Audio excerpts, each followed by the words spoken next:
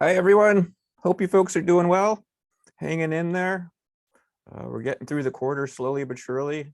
Not slow for me, but maybe slow for you. Anyways, you can see I'm up here in the mountains with my mule train, doing a little camping, but I thought I'd take time out, and while my friends continue their camping and climbing, I'll teach the course from up here. Okay. Let me take a second, see if there's any questions about anything going on in the class, and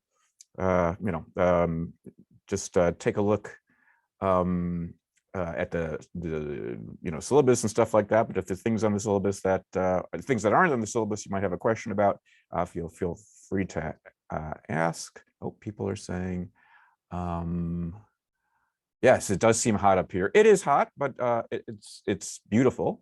The air is a little thin, but it's always nice to be outside. All right.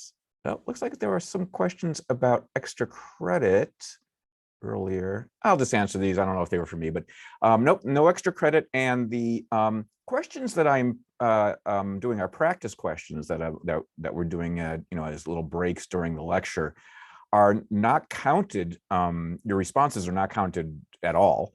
It's just, they're not recorded or anything like that. It's just a kind of a practice, routine for us to see if we can answer questions from the previous lecture, but they don't count at all. But it's important that you pay attention to them because, yes, as in fact, they are going to be on the exam. So they are like free questions, as somebody mentioned. So, yeah. It's important to make sure that they do not show up on the video, as far as I know, unless that's changed. So take a little screenshot of the questions, and then you'll get a bunch of questions for free on the exam. You learn it either way, so it doesn't matter too much to me. I'm not worried about you doing too well on the exam, especially in this context. Okay, so they do not. Your answers to the practice questions during the lectures do not count, but they will be on the exam, so they should help you. All right, any other questions about the course? Cool. All right, so that looks like a tough hike, doesn't it? Yeah, wow. Okay, all right, here we go then. Let's go ahead and share our screen and continue talking about the, oh, thank you. I guess, yes, somebody asked for the live transcription. I thought it was automatic from now on, and yes, I see it's not there. Hold on just a second. Yes, there it is. Now it's on. Thank you for reminding me. Please do that again. I assume that once you set it up, it would do it forever, but I guess maybe you have to do it for each lecture. Yes, so strange to see everything you say being typed. Do you think it knows Yiddish? Let's see. What is this Mushagas? What is this Chazarai? I'm verklempt. Nope, doesn't know Yiddish. All right. Anyway, it doesn't need to know Yiddish. I'm not going to use Yiddish. Well, maybe a little bit in the class, but oh, I'm easily amused, aren't I? Okay, let's go back to the lecture then. Where we left off, of course, was the Gestalt approach. And just to remind you the big picture of what's going on here. We are trying to understand different theories of how perceptual psychology works. And this is kind of, it's a way for us to understand how theories are evaluated in general. So this is, of course, something that's more relevant than just to perception. This is a way for you folks to learn something about how theories emerge in psychology, and then how they're addressed, how they're tested. Which is why I like to spend so much time on them. But with regard to perception, we did talk a little bit about some of the philosophical background. We got some of the tools that we needed in terms of, kind of the concepts of things like proximal and distal stimulus and all that cool stuff. Then talked a little bit about specific philosophies of where knowledge comes from. Is it something that comes purely from experience or not, as we discussed the empiricist. But then we started talking more formally about some theories of perception historically. And we talked first of all about the structuralist approach, the idea that our perceptions are built up kind of piecemeal little sensory elements at a time that kind of get associated together. But then we talked importantly about some criticisms of that approach, and some of it had to do with the methods of the structuralists, relying too much on potentially on introspection, deep introspection of what perceptual experience was about, to the point where a lot of folks felt, well, that's a very unnatural thing to do. It kind of pauses the process of perception by asking people to concentrate on the sensory experiences rather than the perceptual experience. It kind of stops the normal perceptual process. So you don't know if you're studying a normal perceptual process or a halted perceptual process, which isn't very real. And then we talked about things about the issues about generalization and all that stuff. But that wasn't the only set of criticisms. The other criticisms had to do with the kind of maybe somewhat radical idea that all of perception could be explained by understanding the sensory elements of a perceptual experience, plus how those simple sensory elements were just combined. And that led folks like Wertheimer and his buddy Ehrenfels to say, well, there are some very clear examples where it seems that the elements plus the associations are not going to explain the perception we have. And I think the most intuitive one is this, again, one with the melody. I won't play it again. But you remember Somewhere Over the Rainbow could be heard with different sets of elements. You know, make it intuitive for you, you could play Twinkle, Twinkle, Little Star on the white keys in the piano or the black keys in the piano. And you and your family members and kids everywhere, or at least in the US, are going to recognize that as Twinkle, Twinkle, Little Star, even though the sensory elements are completely different in the white key version and the black key version. So what does that suggest? Well, it could mean that it really isn't the specific elements that are important, but kind of how the organization of elements occurs. So the elements themselves are kind of interchangeable in some ways. At least this is what's being claimed. And it's the organization of whatever elements are involved that's going to be important. And we talked about that with regard to the kitty cat here or the deer down here, where, you know, we could swap, you know, what blobs are available and you'd still see a kitty cat. So it's really more the organization that's important than the specific elements involved. Also, we discussed the idea of how we can get motion perception out of elements that have nothing to do with motion, and that's the phi phenomenon, the you know, kind of story of Wertheimer seeing this image on the train that, you know, kind of looked like this. Again, evidence against the structuralist account. So this kind of gave rise to this new theory of perception, the Gestalt approach to perception, where, you know, we're thinking that the organization is more important than the elements that are involved, and that there are going to be examples where the whole is different from the sum of the parts, right? That's that first line up there, because the parts themselves are interchangeable to a large degree. And so then perception becomes more than meets the eye, in the sense that it's not just the elements in the association. And so in a sense, it's the objects and their organization that is going to be the primary, not the kind of the low level sensory experiences, which again would be interchangeable to a large degree.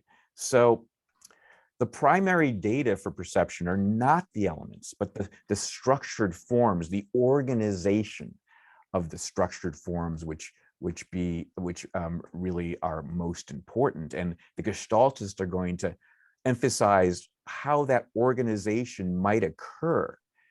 And what they're going to say is that that's what's primary. This organization occurs. Oh, that's supposed to be, yeah, there it goes. It's very slow.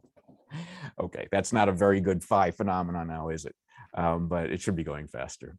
The organization occurs spontaneously, and now it's the job of the perceptual psychologist. There it goes. That's better now. You know, hopefully you're seeing flip back and forth. The perceptual psychologist is going to be tasked with determining how organization occurs, what types of organization there are, and what the basis of those classes of organization might be. And so that becomes a very different emphasis, doesn't it?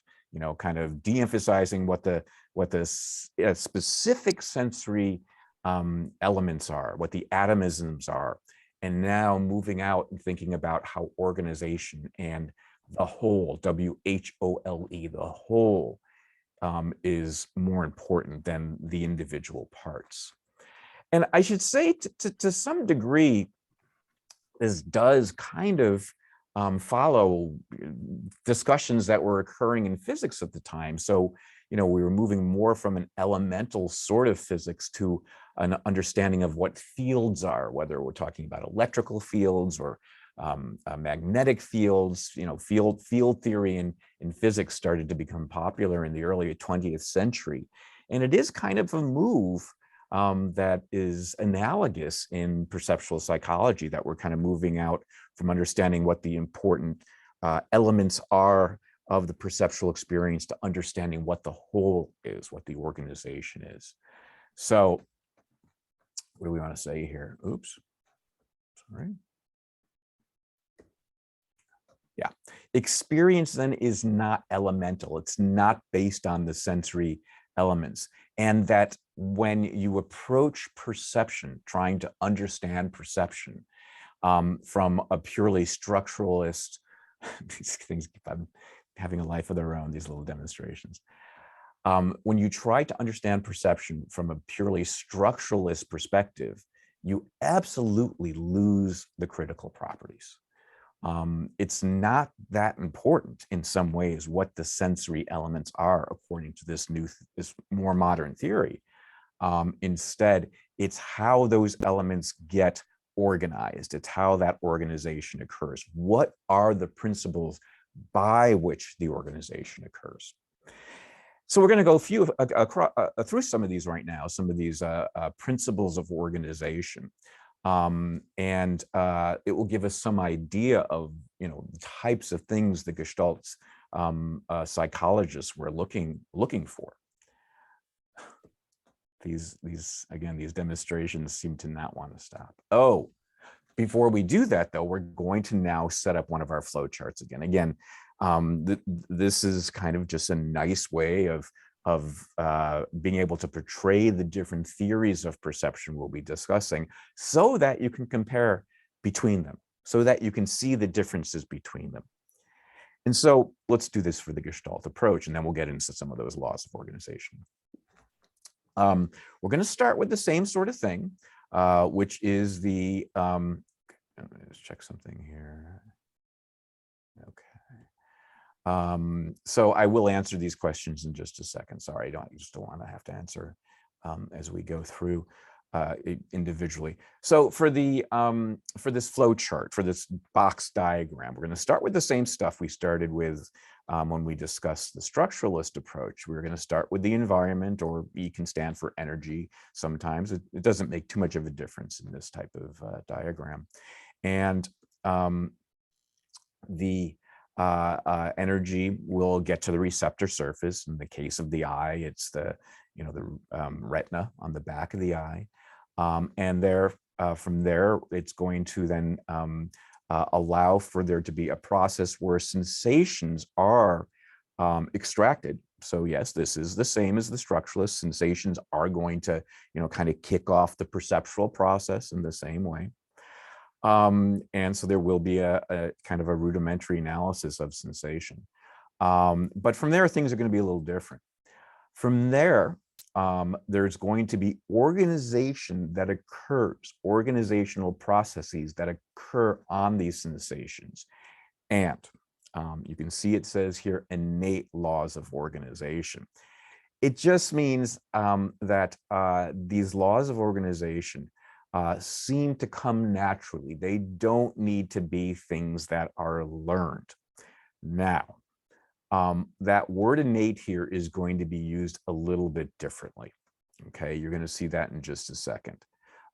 It's going to be a different conception of what I think innate means for most of us when we learn, kind of the nature-nurture debate in our intro psychology classes. But for now, we can say this, that these are not things that need to be learned. These organizational principles seem to be a property of how the nervous system works, okay? And then from there, we get our perceptual experience. So it is different at this point from the structuralist account. And so now you know that the Gestalt psychologist is going to be looking for something different. It's not, they're not going to be looking for how, kind of past knowledge of the cues for distance, that sort of thing, are added to these kind of very important sensory elements. No, the Gestalt psychologist is going to say the sensory elements are going to kick off the process, but they're not as important as these laws. And that's what we should do as perceptual psychologists, is to understand the laws, understand what type of laws there are, how many there might be, how they apply to different situations, and then what their basis is. And we're going to assume, I guess, that they're going to be in the brain. These principles of organization are going to arise from how the brain works. But really, the first job is to determine what the laws are before we look for their brain basis. So it becomes a very different type of emphasis for this approach, okay? And you can see how the kind of history led up to it because of the concerns with the kind of very strict structuralist approach that we discussed already.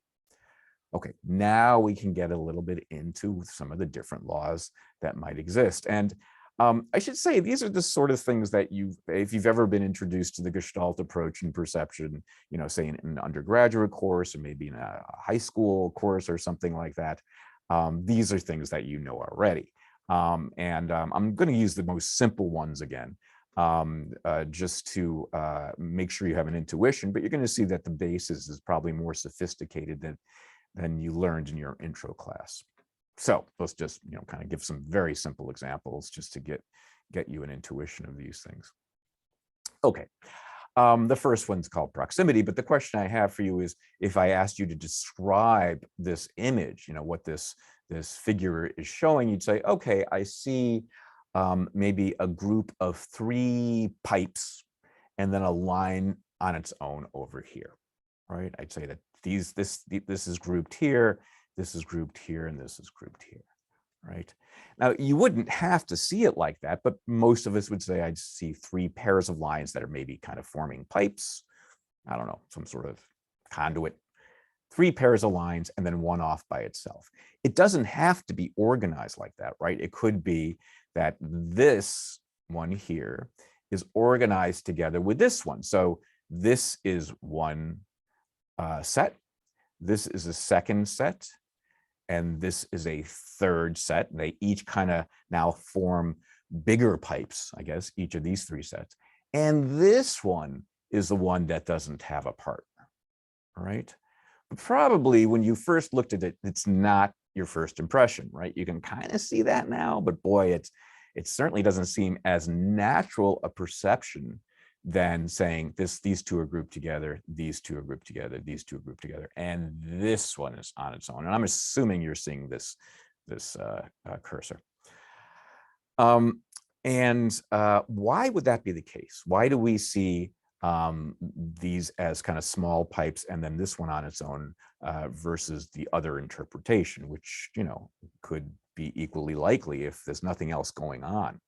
But there is something going on, and this is what the Gestaltists would say, that there is a principle of organization that groups elements of a picture together, okay, based on how close they are together, how proximate they are together. These 2 are close together, these 2 are close together, these 2 are close together, and this one is really not close to any of them. So we see these as 3 pairs of lines and this one off on its own, right? So this would be an example of the law of proximity, meaning that things that are close together in an image, pieces of the image that are close together are grouped together. The image elements that are proximate to each other, close together, are grouped together.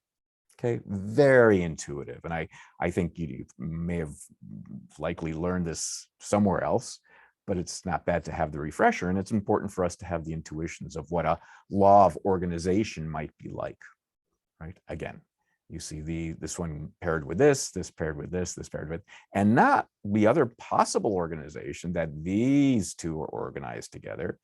These two are then organized together. These two organized together, each making bigger pipes. And then this one's by itself. It's kind of hard to see it like that. You kind of, okay, I can see the description, but boy, my interpretation, my perceptual experience kind of very quickly jumps back to this.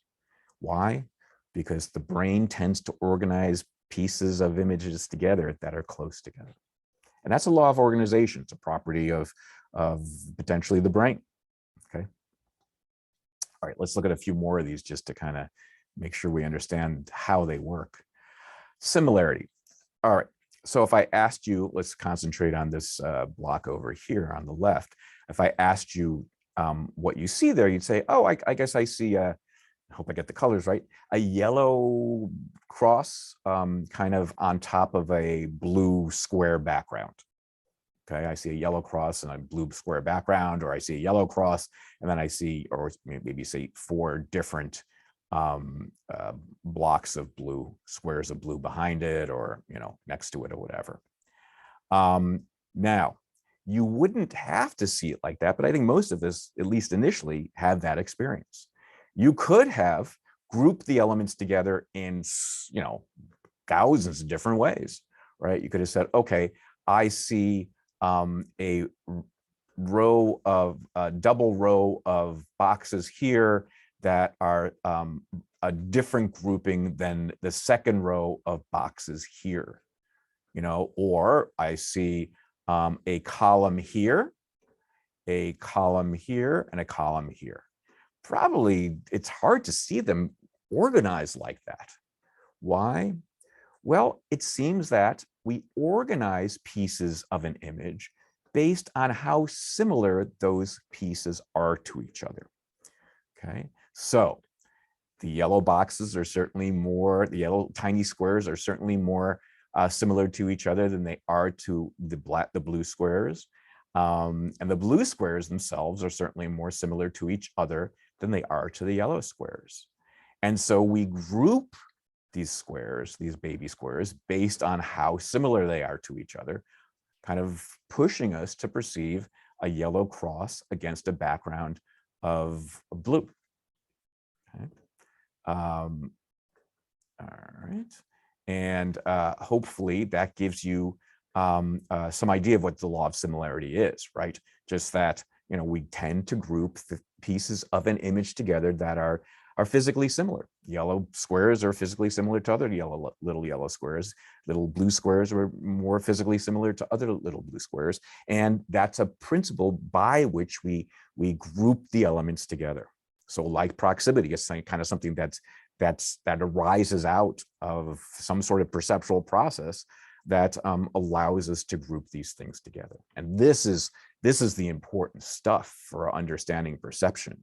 The elements in many of these cases can be, flipped around. It could be, color seems to be a very nice grouping principle, but it could have been that these were, in fact, everything here was a black image, all these tiny things, but these were triangles and these were squares. And the same thing would have happened, right? The law of similarity would have said those triangles, those little tiny triangles would have been grouped together. And the little squares would have been grouped together, despite there being no color difference. The law of similarity is general enough to apply to all these different situations with these interchangeable sensory elements. Cool, just a few more for fun. Closure. So if I ask you how to describe these various figures here, how might you describe them? You say, well, I see first on the left a triangle with a little notch taken out of it. And then in the middle, I see what looks like a square with a little notch, or no, I guess a bunch of notches taken out. 1, 2, 3, 4 notches taken out. And then I see that kitty cat again, silhouette. That's, not full. I see notches or pieces taken out of the kitty cat as well. But yeah, it's a kitty cat. Okay. So the fact that you called this a triangle to begin with, even though you certainly did see the notch taken out of it, suggests that in some ways, the perceptual process kind of closed the figure up to see its kind of most simple configuration, because you didn't need to kind of see it like this, right? You could have seen, instead of a triangle, something that maybe was divided here. And I see a bracket of kind of on the floor facing a bracket that's on top. So here's the bracket I'm talking about, kind of a bracket. I don't know, what is it, an L shape or something. So it's cut right here.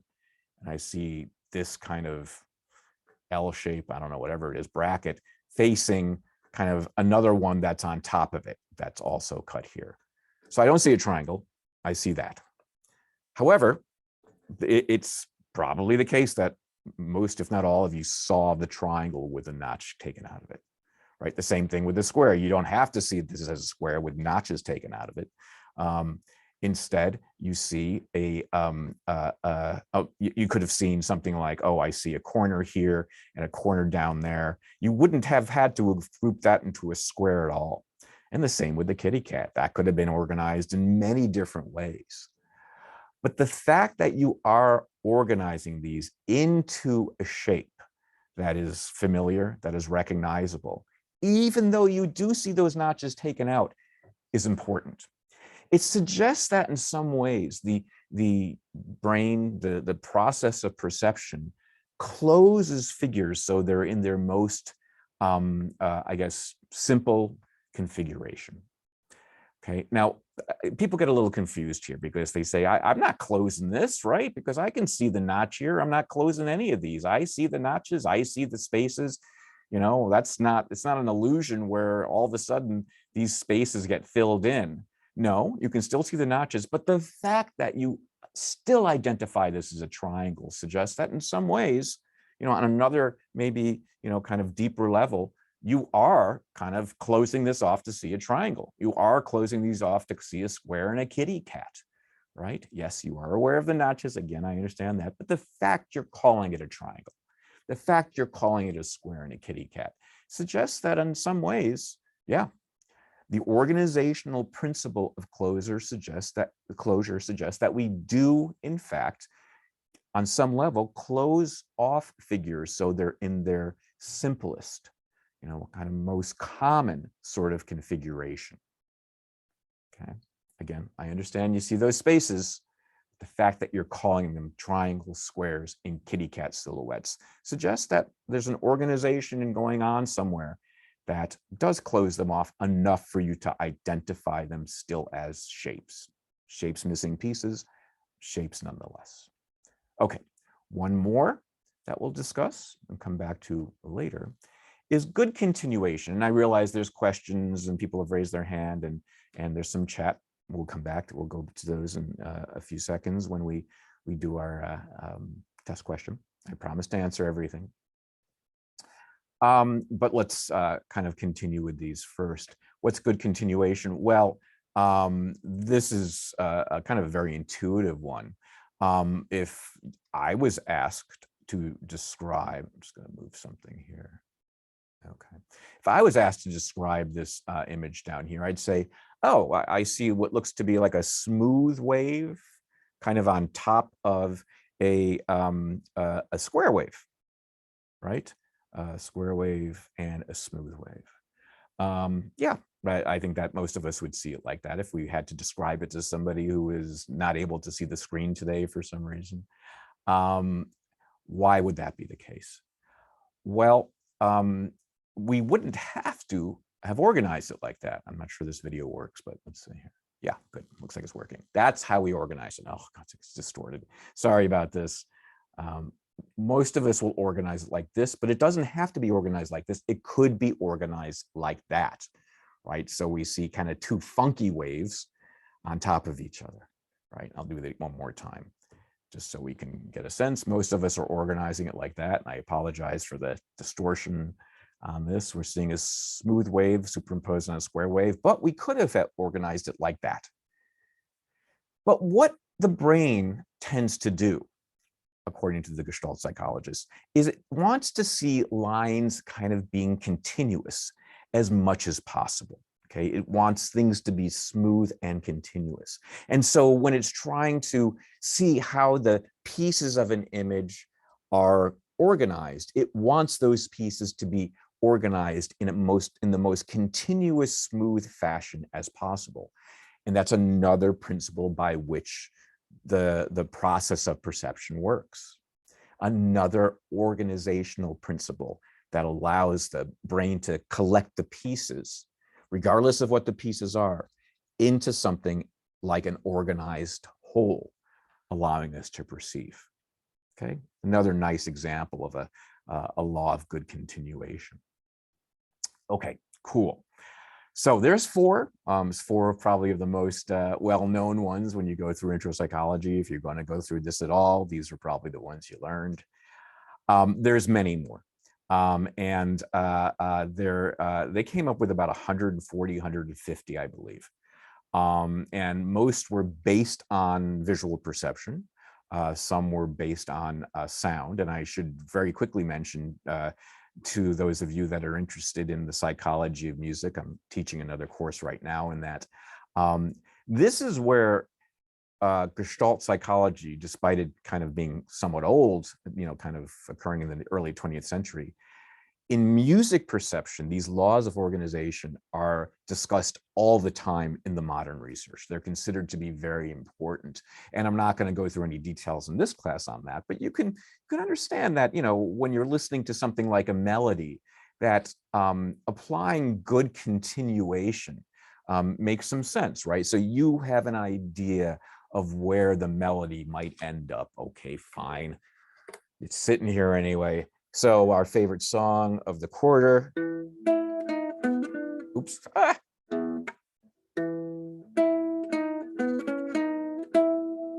Right. It's a tiny little guitar. It's hard to play. Okay, so you guys. This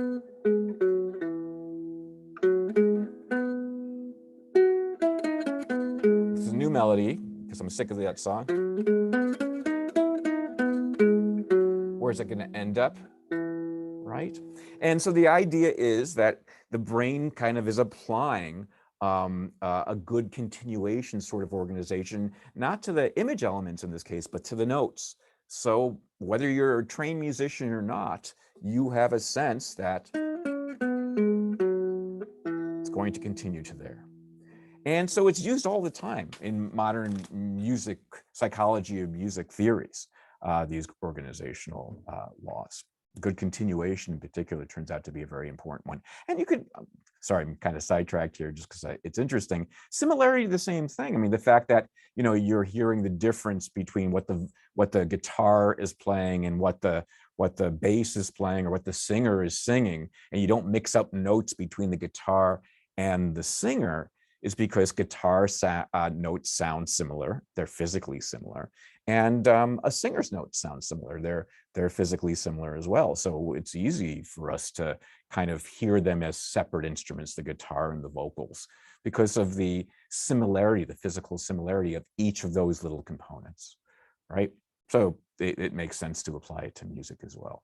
And they knew this, right? Because of their basis in seeing how melody can be transposed and the fact that the elements could be so flexible when it came to understanding these sorts of things. Okay, this is a nice little place to take a break. So let's see what's in the chat first. And I do know that somebody had a hand up at one point. All right, wow, there's a lot of questions. Okay, Carla asked, do you mind giving an example regarding how organization is primary and then specific elements? Yeah, so just the idea here, and hopefully you have a little bit more of a sense now, since I've gone through these laws of organization, that rather than having to have things associated over time in order to see these things as a collected perception, these organizational principles immediately take in the little pieces of the stimulus, whether they are, visual or musical, and immediately apply organization. That's a kind of a primary process. That's one of the fundamental processes of perception, that allow things to be organized and to perceived as an organized whole. It has something that happens immediately. It's something that seems to happen. So it happens immediately in the perceptual process whenever we perceive, but it also happens probably as soon as we were born and our eyes could focus and start taking in the pieces of the stimulus. Okay.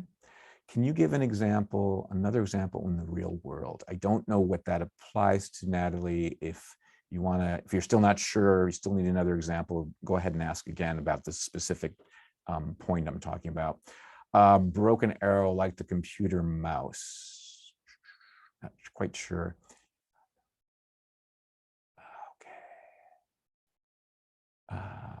Okay.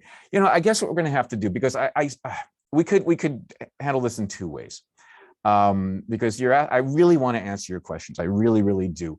And we could, I guess it's probably best if we do it this way. When you want to ask a question, just ask in a little bit more detail so I know what it pertains to. I know when you're asking about the specific thing I'm talking about, but since I'm not really going to be able to answer your chat questions, as they come up, will be like once every 30 minutes or so. Just be a little bit more specific. I really apologize because I don't know exactly what you're talking about. Okay. Will I be teaching? Oh, the psychology of music class? No, it's only once a year. It'll be next year. There is no psychology of music class in winter. I'm sorry, I'm teaching it right now, but I'll teach it next year. It's fun. So for the similarity law, Alexander asks, we tend to see the similarity of color more than shapes. Not necessarily. Those little, sometimes, we could have done that color cross demonstration with, instead of yellow squares, it could have been black triangles against a group of black squares. Now, I think it probably would have been a little less kind of striking. Okay, color tends to be very striking dimension upon which organization occurs, but it would have worked as well. As for the closure law, do we close figures because we have knowledge that these shapes already exist, so we can make, okay, so that's a very good question. So the question is the closure law based on our experience of seeing the shape. So the closure is considered to be something that happens innately, okay, because it will work. It will work with, nonsense figures or amorphous figures. So you can imagine if I had a weird outline rather than a triangle or a square. Okay, if I had a weird outline that was kind of like an amoeba shape or something like that, and there was a piece knocked out of it, you would have been able to describe that shape to somebody else. You would have still seen it as a shape. Okay, it does make it a more compelling demonstration when it is a shape that we have some familiarity with, certainly, which means that, yes, the Gestalt laws are probably innate. And I keep on doing this type of thing when I say innate, and you'll see why in a second. But that doesn't mean that innate kind of basis for these laws of organization doesn't mean that our experience then can't be kind of fine-tuned, or our perceptual experience can't be fine-tuned with the experiences we have through our lifetime. Okay, so yes, there's a kind of an innate basis to the laws, but that doesn't mean that, our experience of seeing triangles more than amoebas doesn't have a basis, it doesn't have a bearing on how quickly we will see things grouped. Good question. Oh, I'm sorry, you're well, I'm glad, congratulations, Sarah, you're graduating, but I'm sorry you can't take the psychology music course if you're interested. Is it possible, Andrew asked, that the Gestalt principles come together a lot? For example, it seems like proximity and similarity in color that allows for yes. So if you're asking if we apply these principles, more than one of these principles to the same stimulus, the answer is absolutely. And I guess I should have been a little bit more clear. I'm really glad you asked the question, Andrew. That is absolutely true. That in many, probably in most real world examples, we are applying the say law of similarity and the law of proximity at the same time. Boy, Trying to think of an image example. So I guess the cat example is it might be a good example, right? So if you look back on the slide now, hopefully you can still see the slide. Yes, it is the case that those little pieces of the cat are all physically similar in being blue, I guess. It helps kind of facilitate the law of closure. You're absolutely correct, Andrew. It's a nice example. Okay. Phoebe, the class I just mentioned is psychology of music, which I'm teaching this quarter and I will teach next year. But there is a nice book on it. Coming together to make one more or less.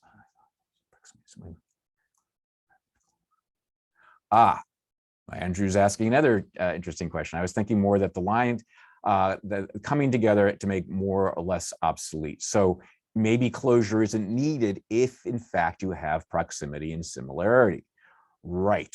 However, you could imagine a situation, again, think of your amoeba, when I say amoeba, I'm talking about an amorphous shape. I'm outlining here, I guess I could draw on a piece of paper, but I'm outlining here an amorphous shape that has a piece taken out of it, right? It would be hard, I think, for proximity and similarity to completely explain the fact that you would see it as, some sort of bulbous sort of figure, like an amoeba sort of figure that has this thing out of it. But yeah, there could be instances where that does occur. Andrew, good question. Now, I do know that people did raise their hand, and how do I find that out here? Let's see. Oh, I know. I stopped sharing my screen and see where the hands are, of course. Okay, Brianna has a question. Go ahead, Brianna. I'm just wondering, do all of these laws of organization only apply to vision for the most part, or do they apply to all other senses? They absolutely apply to all of the senses. And the way to think about this, again, is just me picking up my goofy little ukulele. And that you always remember it like that, because I think in some ways, these are more important in the context of music and maybe sound in general than they have. Or let's say they've had more of an impact, more of a lasting impact on the psychology of music and the psychology of sound potentially than on visual perception. Okay, so yes, they absolutely apply to other things. They would apply to the skin. And there are some really cool demonstrations of how, proximity, say, bears on how we group things that are touching our skin. Right, that makes some sense, right? So, being touched together, if you say, what's going on here? How am I being touched? Say, okay, there's an object over here that's touching the palm of my hand, and then there's another object over here that's touching my thumb, right? That's pure proximity. The Gestaltists would love that. They say, hey, see, yeah, absolutely. It applies to touch as well as vision, and of course, sound through our baby ukulele. How would you explain these with smell? Okay.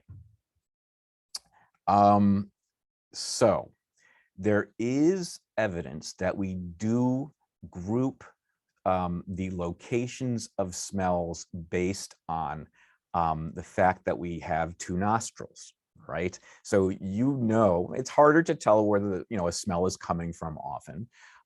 We have to investigate a little bit if that seems to be occurring, but it is known that we do use two nostrils to help us determine where a smell is coming from to some degree. And that's like having two ears, which we'll talk about later, and two eyes. It helps with our spatial perception. So if two smells are coming from the same location, it's more likely we'll consider them. So, think about a complex smell like bread or I don't know, something else that has multiple dimensions to the smell. We will group that together based on where they are located. Okay. And in that sense, proximity does kind of play a role in smell. Now, another way it might is there are certain physical aspects to kind of the molecular makeup of smell that can be more similar. The kind of molecular structure can be more similar. And so we can group things in smell based on that as well. Okay. I don't know a lot about the Gestalt psychology research on smell, but I know that people do it. And that's where I think it lies. Does that help?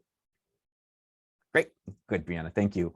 Other hands up? I know there were some before. Maybe we answered the questions though. So, okay, cool. All right. So let's go ahead now and do our practice question.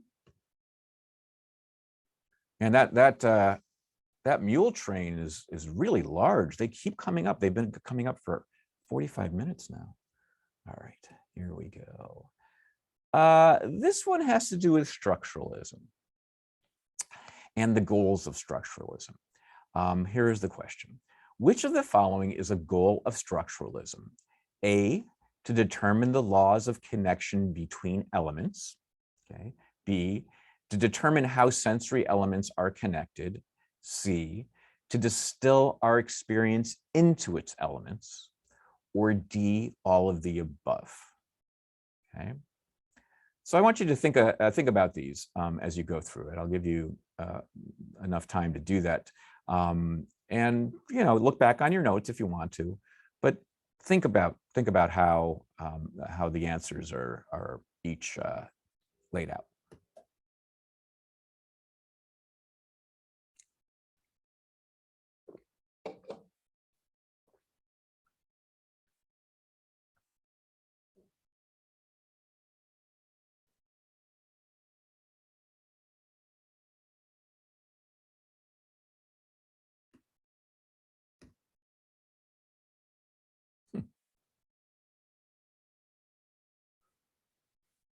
Okay, I'll give you about another 45 seconds or so.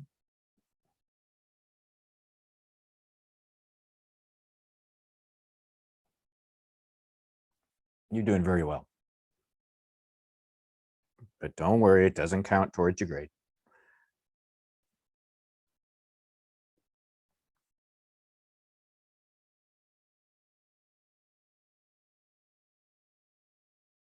Cool. Okay, that should do it. I gave you a whole minute. This one's a tiny bit trickier. It's starting to make you think about concepts a little bit. The correct answer, as most of you got, is in fact D, all of the above. Let's work our way back, since the most common second answer was in fact C. It is true that one of the goals is to distill our experience into elements. That is true. But it also is true that one of the goals of structuralism was to determine how the elements are connected. Remember, that's the association idea, that they're specifically associated if they are being presented kind of at the same time, or they're similar in space. So, if we're talking about sounds that are occurring together, we will consider that as part of having the same source. If we're considering, as we discuss more frequently about structuralism, two image components being seen in the same space. So red and round, red and circle, or whatever for the apple, those things are associated as well. So to determine how the elements are connected, they're connected in space and in time, and you can get very specific about that depending on the stimulus. But what's really important to that is the kind of this overall property that they are going through an associative sort of process that allows these things to be connected to give rise to this, creative synthesis that we discussed. So that is true as well. So C is true, B is true, A is true. And so the correct answer here is in fact D. And this will be a question on your exam. Take a screenshot if you haven't, and we'll go on. Cool, most of you got it. Okay, so it does seem like there's a few more chat questions. Let me see if they're for me.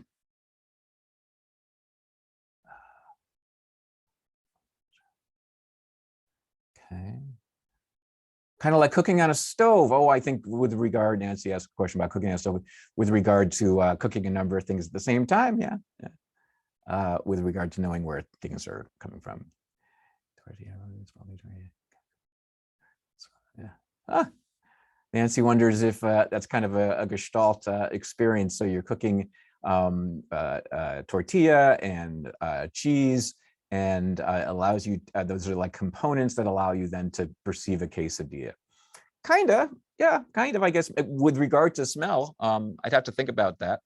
The fact if you're kind of flipping back to vision, of course, the idea would be that you're able to perceive the tortilla because there's image elements that are physically similar, so we grouped them together, and the same aspect of the cheese. But for smell, maybe smell might. So is a quesadilla smell a whole perceptual event? I don't think enough about smell, sadly, to really know. Well, I'll have to think about that. It's a very good question. All right, now Jenna wants a quesadilla. Me too, Jenna. I'm hungry. When you're at a fair, they're cooking all kinds of things. And yeah, Nancy's wondering if you're at a fair and you smell a whole bunch of things that are very, very different. Right. Right. I mean, it is kind of a different perceptual experience to smell bread versus meat versus vegetables or something like that, or those individual, and what components of each of those things are grouped together. It's a very good question. Cool. Or maybe desserts have a smell, right? Sweet things are grouped together in a dessert sort of percept, and entree things. I don't know. I'd have to think about it. But these are all very creative questions. Okay, Brianna, your hand's up, but I just assume that's up from before, right? Okay, everyone is happy, all right? Happy might be pushing it, of course, but then let's continue with our discussion. And here things kind of get cool, if you ask me. Even more cool than they are, which is hard to believe. Okay, let me put everything back here. So the question is, what is in fact the basis of these laws of organization? And again, we're talking about whatever, 140, 150 laws. Where do the laws come from? And you can kind of anticipate where I'm going to go with this, right? Because I've been hinting a little bit about it being innate laws of organization, but you're going to see there's an interesting twist to it. But to get into this, we are going to kind of meet another Gestalt psychologist. Oh, shoot, I forgot this term because of this. There's a banner down here from the Zoom screenshot that's covering up the bottom of my screen. This is an important term, and this is called a law of prognons. And I believe prognons in German means simplicity or kind of practicality or something like that. For those of you that know German, and you could correct me. But I think for our purposes, we'll understand it as the law of simplicity. And it's the idea that all of these laws, not just the 4 you're seeing here, but all 144, seem to show the same general property, that perceptual organization seems to move towards simplicity, whatever that means. But I think it means something that has an intuition for us, that we configure the pieces of a stimulus to what would seem to be their simplest, right? Grouping things based on similarity, grouping things based on closure and continuation and proximity, kind of show that we kind of organize things in their simplest. We don't make things more complex perceptually than we need to. And it kind of is an overarching law, although it's going to have to be defined a little bit more precisely than that. But it's not a bad intuition as we go forward, that all these laws of organization seem to show that we perceive things in their simplest configuration. Cool. Okay, we'll come back to that because it's going to be an important point to stick with through the rest of the lecture. But what I'm going to do now is answer where these laws might come from. And here's where we're going to, oh, I actually left this. Okay, I removed this slide the other day. Okay. There is another slide in here that might be from, I'll have to make sure I take it out of the slides you have. No problem. I actually prefer going right into this. So we've been discussing this, that it's likely that these laws are innate, and they are, kind of couched in the brain. Okay, so what are the brain states? What are the states of the brain that allow these laws to emerge, that allow these laws that seem to be driven by simplicity to emerge? And we're going to have a very different sort of answer than you might have learned, say, in your 110 class. Oh, right. You guys don't necessarily have to have 110 anymore. Okay. In your Psych 1 class, where you were learning about kind of a understanding of the brain that was a little bit more, I guess, computational. You'll see what I mean by that. That the brain's kind of a computer where the little pieces of the brain, the neurons kind of fire, don't fire, that sort of thing. The Gestaltists wanted to think about the brain a little bit differently, as you'll see. Not radically differently, but kind of in an interesting way different from what you probably learned in your Psych 1 class. And so to get a running start here, I want to mention that this is kind of an interesting aspect of that intersection we've been discussing, where perception lies in the middle of biology, physics, and philosophy as a kind of an area of inquiry, an area of study. And, part of the intersection is not only with perception, but with each other, those fields, biology and physics and philosophy and biology. And, all these things are intersecting each other. That's where perception lies. This right now that we'll be talking about is going to be a way to understand neurophysiology as a component of biology, as driven, as motivated by our understanding of things in physics. Now, before I said a little bit about the fact that the Gestaltists were partly inspired by what was going on in physics at the time, which was kind of a new way of thinking of the physics as through field theory, kind of maybe an emphasis that moved away from understanding the kind of more elemental aspects of physical systems and then understanding the more, how do we say, global aspects of physical systems, right? That's kind of moving from structuralism in perceptual psychology to Gestalt psychology and the kind of more, again, the organizational, the wholes, the more macroscopic versus microscopic sort of approach, right? That makes sense. And that's what's going to go on here too, with the understanding not of perceptual process, but the brain itself. So the Gestaltists wanted to understand the brain as having an inherent physiological dynamics. Now, I don't want to scare you. It's kind of a scary phrase if you, kind of looking at it on its own. It actually is a very, very intuitive thing to understand. All it's saying is that the physiology of the nervous system, the neurophysiology, has a kind of works on dynamic principles that follow the dynamic principles. Kind of the dynamic just means the action of the nervous system. Okay, the action of the nervous system kind of inherently, automatically follows the actions that you see in other types of complex systems. The actions of the nervous system kind of follow the actions that you see in other sorts of complex systems, such as fields in magnetism, in electrical conductivity, and you can talk about chemical fields and that sort of thing. And again, I don't want you to be overwhelmed by these concepts. I'm going to make it as easy as I can for you. It's much more important for me that you kind of get an idea of what's kind of the big picture here. You're seeing there an image that could portray, say, magnetic fields or electrical fields down here. And the way I like to talk about this actually is, okay, so I'm going to make myself sound so old and sad. Ready? Okay. We didn't have the internet when I was growing up, right? You guys got it too good. So, we spent a lot of time with toys, and the toys, most of them were not electronic. Certainly we did have battery powered toys and all that sort of stuff, but we had a lot of toys that weren't.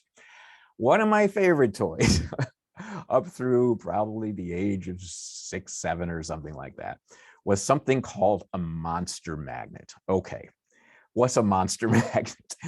Can't believe I'm talking about monster magnets in school.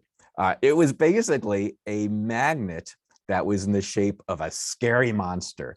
Although it wasn't even a full magnet, basically it was a plastic, kind of looking monster thing that had magnets for hands.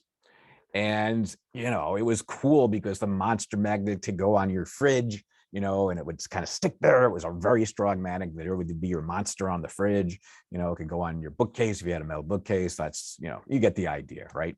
But you could also pick things up with it. Like, if your sibling is playing with paper clips, because that's all we had back. It's not all we had, but we did play with paper clips. We really, really did. We kind of like make chains with paper clips and all that, right? So my little brother would be playing with paper clips, and I'd sneakily take out my monster magnet and grab his paper clips with the monster magnet. Okay, there you go. And we could do that for hours. Okay. Well, one thing I used to do is actually play with paper clips with the monster magnet and watch how you could kind of magically make the paper clips move without actually having the monster magnet touch the paper clips. So I would take say an array of 30 paper clips, put them on the floor, and then take the monster magnet and slowly move it down to the paper clips and not touch the paper clips, but watch the paper clips kind of start reconfiguring themselves based on the monster magnet's position. Okay, so I could first take the monster magnet and first only take one of its scary monster magnetic claws and bring it towards the paperclip. Paperclip array, paperclip field, we can say. And this is what would happen. The little paper clips would kind of array themselves like this, with just one monster magnet scary hand coming towards it. Again, I wouldn't have to touch it, and that was cool. It's like, ooh, the monster magnet has telekinesis powers and is making the paper clips move on their own without actually touching it. And it would kind of look like this.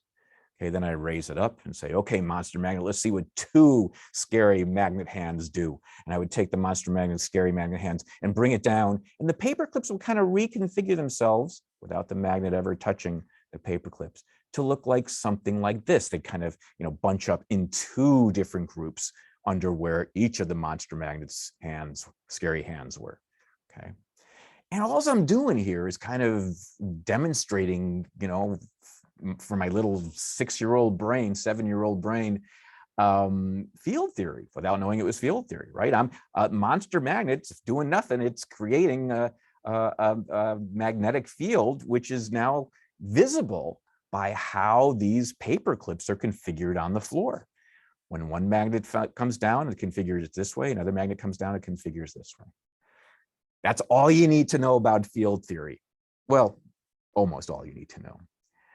It's the fact, what's kind of important here is that what fields tend to do, whether they are paperclip fields or electrical fields that can be situated, kind of be working through some other sort of the air or something like that, some sort of fluid or something like that.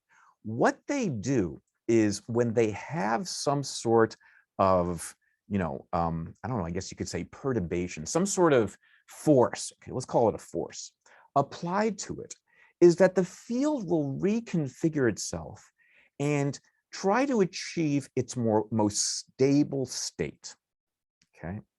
So when the monster magnet's one scary monster magnet hand came down, the paper clips configured themselves so they were in their most stable state, which happened to kind of look like this. With two monster magnets, scary hand magnets coming down, it reconfigured itself to look like this. So what's going on is that a field, whether it's a paperclip field or any other type of field, is moving towards a state of equilibrium whenever there is some type of force applied, like a magnetic force, electronic force, a physical force, or any sort of change, or some sort of impact device or whatever that comes into it. The field reconfigures itself to its most stable or equilibrium state. Right, that absolutely is something that happens with sandcastles. That's why I have a sandcastle there. So you've built sandcastles on the beach when you were kids, and you make these really elaborate castles, in the shape of, I don't know, your own home or the Taj Mahal or whatever, and then inevitably, whether it's gravity that pulls the castle down slowly, or more likely the tide, or even more likely than that, your sibling who comes over and jumps on it, there is a force being applied, say it's the tide, that is a force being applied that then kind of reconfigures the field of the sand. okay? And that reconfiguring process, by the way, is kind of a dynamic process. That's, we can go back to this term dynamics here, okay? Cool. Now, the Gestaltists wanted to apply this to understanding the brain. So you see where we're going back to this. So now you have the kind of principles of fields and how they can reconfigure and based on some sort of force coming in. And then how that reconfigure will move towards an equilibrium stable state, the stable state of the sand. The most stable state of the sand on the beach is in fact when it's completely dispersed. It is not the Taj Mahal sculpture you made, right? Which is why the tide knocks it down, right? But whenever some sort of force, perturbation, something comes into the system, it needs to reconfigure itself. And that reconfiguring process is a change in the dynamics, okay? So here's what might go on in perception, okay? We get a stimulus that comes into the brain that acts as a force that reconfigures the field in our brain, okay? It's a different type of field here. It's a electrochemical maybe field, right? But it has the same principles. It's a principle by which the brain's dynamics try to achieve a new equilibrium state based on the stimulus force, the perturbation, whatever you want to call it, that comes to the brain. Okay. All right. So hopefully you're getting a sense of this now. Here comes let's just think of one of the stimuli we've been using.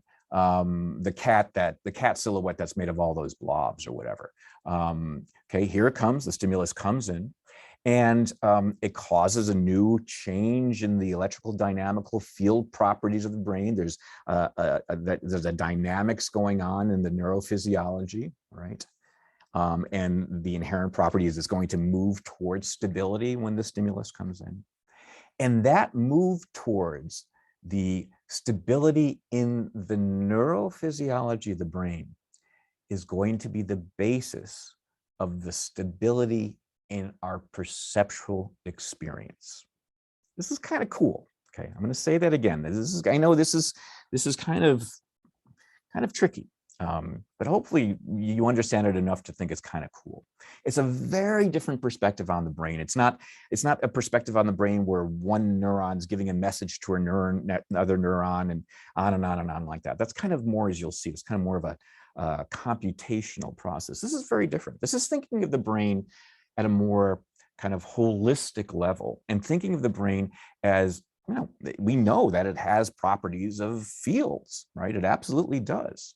So that when a force comes in, now we're talking about the stimulus as a force, acting as a force. There's a reconfiguration of the field properties of the brain, and that reconfiguration is kind of guided by simplicity or moving towards a stable state. That move of the brain towards a stable state is accompanied by a move of our perceptual experience towards stability. That idea of our perceptual experience accompanying the kind of the dynamics of the nervous system is called the isomorphism principle. Okay. Again, it's a fancy term, isomorphism principle, but all it's saying is that our perceptual experience of, say, this thing as a triangle is occurring because it kind of follows the natural dynamics that are occurring in the nervous system as our nervous system, as our brain field is moving towards equilibrium. Okay, the isomorphism is between. Isomorphism means kind of there's a kind of a connection, a one-to-one kind of mapping of, in this case, the perceptual experience onto the neurophysiology. Okay, let me continue talking about this. You'll understand it. Don't worry about the term. I know when I was, I still feel like this. When I see a new term, I get distracted by it. I don't want you to be distracted by it. It's just the name we have to give to this idea. As the brain states move towards equilibrium, the perceptual states move towards equilibrium. Okay, that's all that we're saying. So what's the most stable state for our brain to go towards as we get this stimulus of the triangle? Well, it is, according to the kind of principles of good continuation and our experience with triangles, it kind of allows the nervous system to reach this stable state, the stable field state that we're calling equilibrium.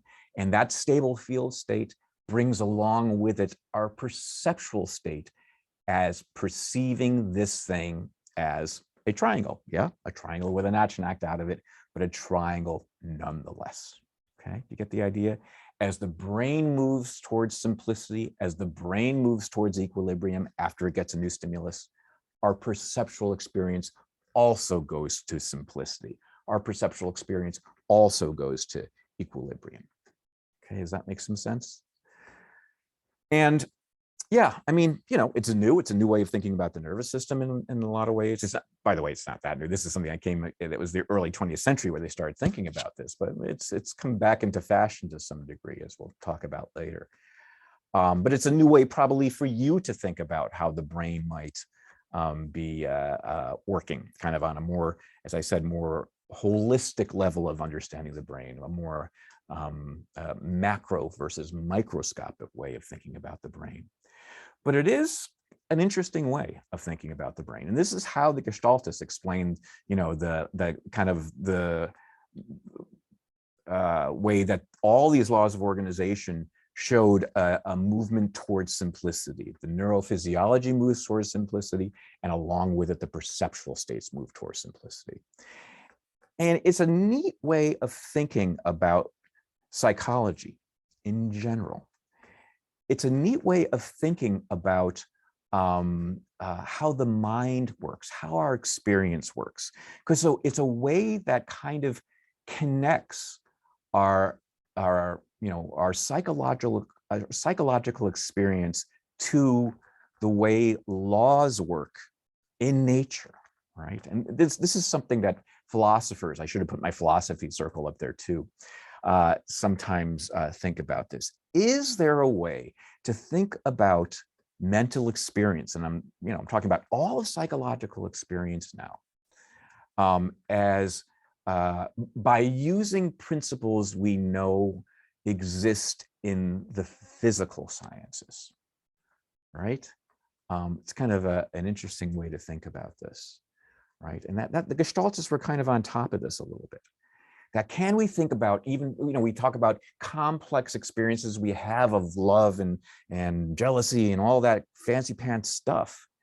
Are those based on principles that are, demonstrated in the other sciences? It's kind of it's interesting because we very often, philosophers worry about us because we very often think about mental experiences, something very different from the physical sciences, right?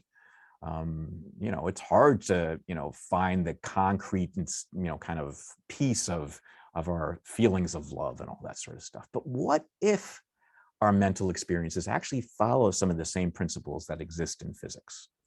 The Gestaltists are saying yes. Our perceptual experience follows the neurophysiology in its global dynamical fashion, its global way, right? So this is important. Let's go back to this idea of innate, right? To say that these laws of organization are innate, that we are born with them, is a little bit incorrect, I think. It's incorrect in the sense that, yeah, we could be born with them, but it's not like we're born with the knowledge of how to organize things, right? We're just born with the right, field properties in our nervous system that allow these dynamics to occur that bring along our perceptual experience. So it would be like this, coming back to this idea of innate, right? It'd be like, so for the Gestaltists, it would be like saying that the planets revolve around the sun, not because of, the dynamics of gravitation and all the field theory that can actually go into understanding, gravitational fields and all that sort of stuff. It's not that. It's that the planets know they were created with the knowledge of how to rotate around the sun. Well, that's absolutely absurd, that the planets have the knowledge to rotate around the sun. And the Gestaltists say, yeah, that's what we're saying about these innate laws of organization. Your brain is just a system that can support field and field dynamics. And it's not like your brain is born with the knowledge of how to interpret the perceptual world. Your brain has the dynamics, is part of the neurochemical field dynamics that allows equilibrium properties of that dynamics to bring along your perceptual equilibrium as well. So it's a very different type of innate, isn't it? It really, really is, right? So think, if you're thinking about the difference here, why isn't it that this is a classic innate nature versus nurture sort of explanation? This is a nature over nurture explanation. Well, you can say it's born with its ability to perceive the world, but it's not the knowledge to perceive the world. It's born just with the right stuff to support fields and field dynamics, which allow perceptual dynamics to follow along. Okay, good. Let's take our break here and we'll take some questions, and then we will do one last test question for today. All right. Let's see what we got here. Yes, Brianna asks, are our brains trying to be more efficient? Yes, you can talk about this equilibrium as efficiency as well, whether you're talking about the equilibrium in sand, the equilibrium in my paper clips with the monster magnet, the equilibrium in the brain processes. The brain is configuring itself to go to its most efficient sort of process, its most efficient sort of configuration based on the specific stimulus that is input, its specific force, like it's like a monster magnet coming towards the brain, right? Reconfiguring things, it's moving towards efficiency. That's a perfect term to use. Yeah, look up the monster magnet toy. Yeah, I actually was trying to get one off of eBay. It was too darn expensive. Would that be a process the brain goes through to stabilize after it's being stimulated? Absolutely, Nancy, you're absolutely correct on that. Wouldn't gravity play a big part on our perceptual dynamics? Gravity does, but not in the kind of according to the Gestaltists at least, the reconfigure of the brain states necessarily, but it does play a part in perception, and we will talk about that later. So it's another good question. Okay, anything else? Should we do we probably should do our practice questions so we can finish it in time. Okay.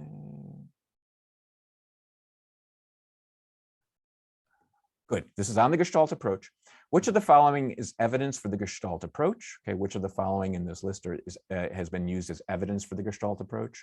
A, musical melodies can be transposed to a different set of notes. B, the phi phenomenon. C, the support for the law of good continuation, or D, all of the above. Okay, I think you'll be able to do this very easily.